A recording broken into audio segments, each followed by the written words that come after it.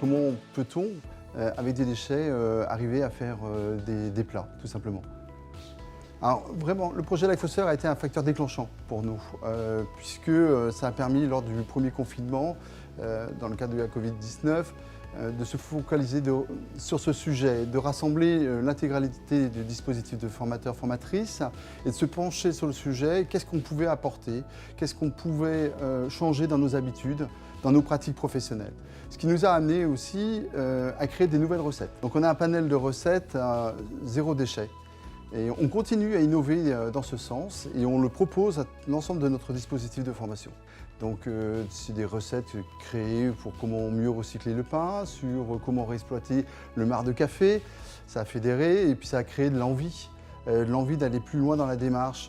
Et puis ça a interrogé, c'est comment peut-on, avec des déchets, arriver à faire des plats, tout simplement. Alors, il y a une recette qu'on a élaborée avec les collègues qui traitait des carapaces et puis les têtes de crevettes pour en faire une tuile. On a travaillé le chou-fleur, on essaie aussi de travailler des produits locaux qui nous sont familiers, donc tels que le chou-fleur.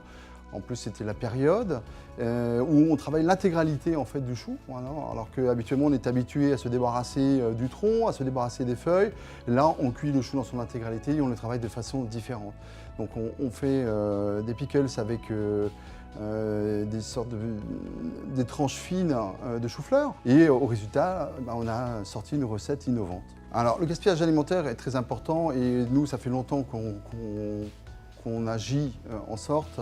Je voudrais revenir sur le métier de cuisinier qui était à l'époque de mon père, qui était où on travaillait le produit brut et on travaillait toutes les matières. Aujourd'hui, beaucoup de choses sont piécées et facilitent la vie du cuisinier, mais on a perdu beaucoup de repères par rapport à ça.